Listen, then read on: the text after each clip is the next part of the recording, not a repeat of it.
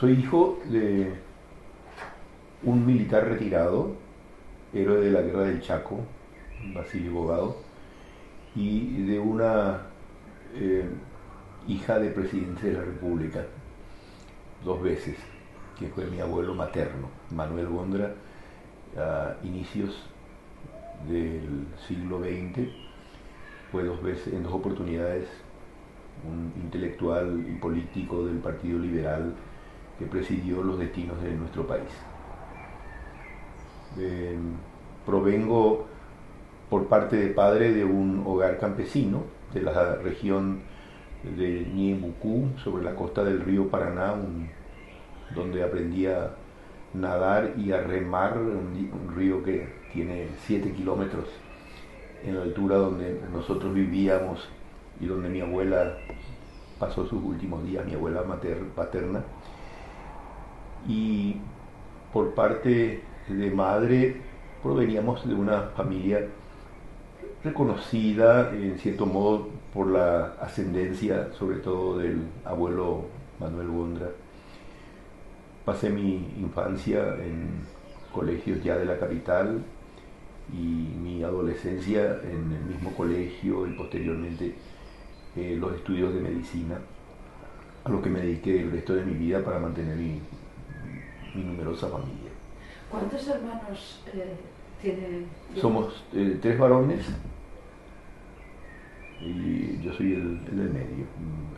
Los dos varones, José Manuel, el ingeniero mecánico, ya fallecido en el 2011, y Basilio, abogado y ex diplomático, también fallecido ahora recientemente.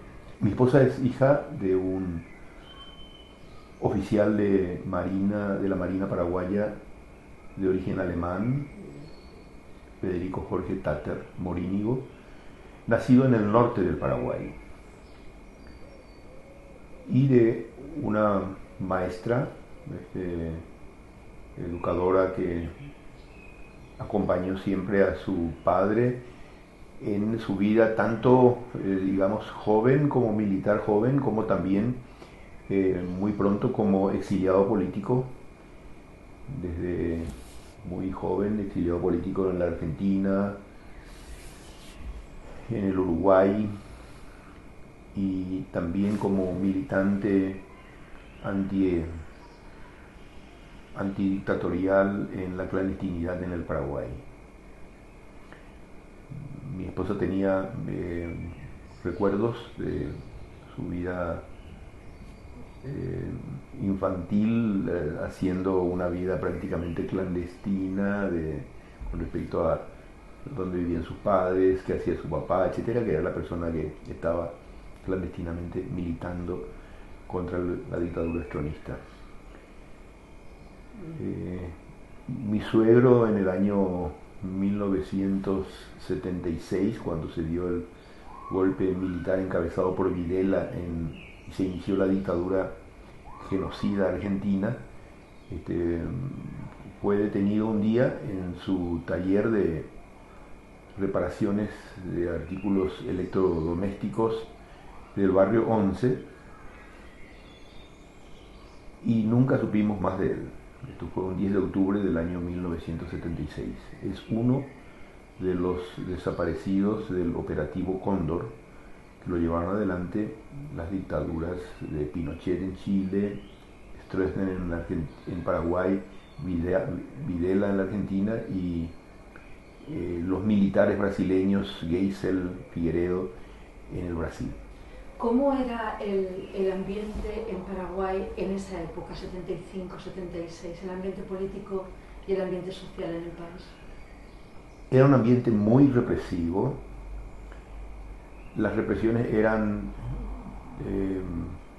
de diversa índole, pero muy personalizadas, muy dirigidas a cabecillas, a organizaciones sociales, gremiales o políticas.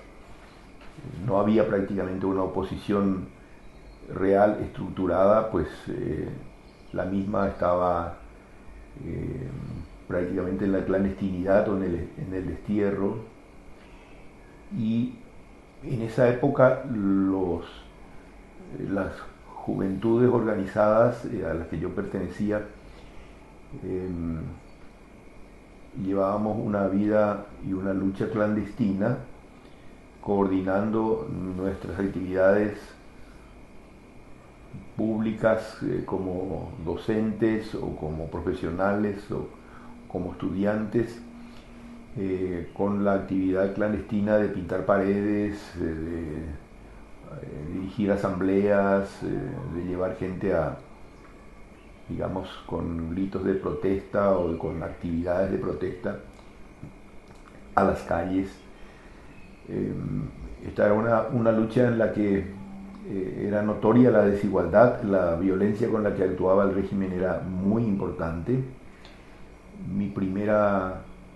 Yo estuve 4 años, 4 veces preso y en total 3 años en la cárcel. Fui 2 veces exiliado, en total 9 años. De mis 6 hijos, solo uno nació estando yo y estando la madre viviendo normalmente en Paraguay. Otro nació estando ambos viviendo en Paraguay, pero yo en la cárcel. Otros 3 nacieron estando ambos, Katia y yo, en el exilio. Y un sexto nació, y la sexta fue la que nació estando los dos en vida normal, que fue Carolina, justamente. Has comentado que estuviste 4 veces preso, en total 3 años. Sí. Tú eras médico, eres cardiólogo, ¿no? ¿O yo neurólogo? Soy internista y cardiólogo. Internista y cardiólogo. Internista sí. ¿Tú estabas ejerciendo tu profesión de médico en Asunción, calculo, en esos momentos, cuando se produce la primera vez que eres detenido? ¿Cuándo es exactamente y por qué se te detiene? No, la primera vez que fui detenido era estudiante de secundaria.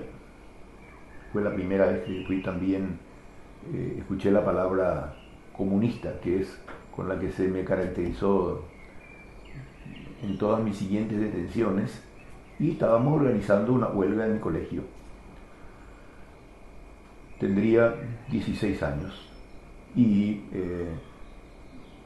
los compañeros que me acompañaban, veníamos después a mi casa, después la detención fue hecha cerca de casa, fueron puestos en libertad y yo quedé unos cuantos días hasta que la agitación propia de la misma huelga que nosotros organizamos, más otro tipo de gestiones y de presiones seguramente, hicieron que estuviera en libertad de nuevo. Estuve en otra oportunidad similar también, en 1 o 2 años después, y la siguiente ya fue una detención más prolongada de 1 año, siendo presidente de los estudiantes de medicina. En ese entonces, para citarte los acontecimientos que se daban, en ese entonces había un recorrido de Nelson Rockefeller por Latinoamérica, visitando a distintos países de Latinoamérica y entre ellos el dictador Alfredo Stroessner. Y nosotros teníamos antecedentes con los Rockefeller ya desde la época de la Guerra del Chaco, en donde los intereses de la empresa petrolera americana, que tenía explotaciones en el Chaco, llevaron en cierto modo o atizaron la guerra entre los países hermanos y vecinos, Bolivia y Paraguay. Es decir, para nosotros una visita como la de Nelson Rockefeller era una visita provocadora de recuerdos súper negativos, que en realidad significaron 100.000 muertos entre 2 países hermanos, 30.000 en Paraguay y 60 a 70.000 en Bolivia. Y lógicamente eso también lo demostramos en las calles y en asambleas estudiantiles en esos días. Y fue en esa oportunidad que fui detenido por 1 año, durante 1 año. Pero para de alguna manera justificar más aún esa detención, que fue excesivamente prolongada para lo no violentos que eran todas nuestras posiciones. Nosotros en aquella oportunidad hicieron, digamos, argumentaron en los cuarteles militares y en todos los campamentos, digamos, oficialistas del interior del país a nivel nacional por parte de las Fuerzas Armadas, fotomontajes de mías con el Che Guevara, a quien yo nunca había conocido, había muerto 2 años antes, y bueno, de esa manera, en cierto modo, se pretendía justificar también las represiones que se dieron en todas esas épocas. También por la persistencia de mi prisión, porque fui finalmente el único, digamos, líder de esas movilizaciones que quedó excesivamente largo tiempo en prisión, 1 año en total, y para mí fueron de todas maneras tiempos de mucho enriquecimiento personal, de experiencia humana, de experiencia profesional incluso. Llegué a tener como pacientes no solamente a toda la población penal, que en ese entonces alcanzaban, creo que éramos 1.500 presos más o menos, sino además a todos los guardias y a todas las familiares de los guardias, o sea que eran gente humilde de un barrio, desde luego de Arrabal, un barrio de escasos recursos llamado el Barrio Obrero, en donde se asienta la cárcel principal de Asunción. Fueron experiencias muy ricas también con nuestra gente, sobre todo la convicción que se me confirmó con esa primera experiencia ya de 1 año, de que la gente pobre solo va a la cárcel y la gente rica compra su libertad, cualquiera sean los delitos que se les pudieran comprobar, comprando a la justicia, una justicia corrupta, lógicamente. En esa época de la dictadura lo era tremendamente así, y con posterioridad tuve todavía 2 años más, en otra oportunidad ya siendo padre de familia, se me sacó de mi consultorio. ¿Cuánto tiempo después? Y unos 7 años después. ¿Y qué sucedió exactamente? Y en esa oportunidad fui llevado de mi consultorio bajo el pretexto de que el jefe de investigaciones de la policía de la capital deseaba conversar un rato conmigo. Irrumpieron en realidad en mi consultorio de forma evidentemente profesional y coordinada. Yo les pregunté si podía enviar a mis pacientes a su casa, porque era un consultorio en un barrio muy populoso, en donde también nosotros teníamos nuestro domicilio paterno, que era el barrio de la Chacarita, y me dijeron que podía informarles que yo volvería enseguida. Y en realidad de ahí directamente fui llevado a un lugar de torturas, o sea, a la misma central de investigaciones, en donde comencé a ser interrogado muy agresivamente, primero con palabras, después ya con golpes muy intensos en la espalda, mientras era interrogado respecto a muchas cosas que desconocía. Había evidentemente una hipótesis de investigación y de tortura que me obligarían eso me di cuenta después ya en la pileta de tortura, a declararme o como un fundador y jefe de una organización guerrillera recientemente reprimida llamada Organización Político-Militar, o OPM, o como un miembro del Partido Comunista Paraguayo al que yo no pertenecía, cuyo derecho a luchar democráticamente contra la dictadura yo defendía, como lo hacía con todas las demás expresiones de lucha antidictatorial y de lucha por las libertades públicas. Con posterioridad comenzó la pileta de torturas. ¿Qué es la pileta de tortura? Y la pileta de tortura es una bañera repleta de agua, donde uno es introducido de espaldas, con los codos atados atrás, o sea, con las manos atadas y los codos atados atrás, las piernas a nivel también de las extremidades inferiores también atadas, gente que lo va empujando a uno que se sube a horcajadas encima de uno, gente que le empuja a uno para atrás y después comienza a meterle en el agua y a sacarle de nuevo y meterle en el agua y sacar de nuevo, y hasta que uno comienza a tener sensaciones tremendas de ahogo, de sensaciones de muerte, después ya los vómitos incoercibles debido a que uno está tragando permanentemente agua que finalmente después comienza a ser un agua llena de los propios excrementos, porque realmente los extremos a los que uno es llevado en la tortura son extremos que producen descontrol de esfínteres, y esto es una cosa que se repetía además durante varias veces en diversos días consecutivos, generalmente a la noche, donde uno tenía que ir haciendo precisiones, entre comillas, de aquello que uno iba reconociendo. Sí. Cuando a mí se me dio la ocasión de entender que hacia eso iba la represión, porque inicialmente, de luego, yo era un profesional, ya padre de hijos, además tenía una vida pública, digamos, conocida, ¿no? De manera que todo eso fue una cosa muy de sorpresa y además muy infundamentada.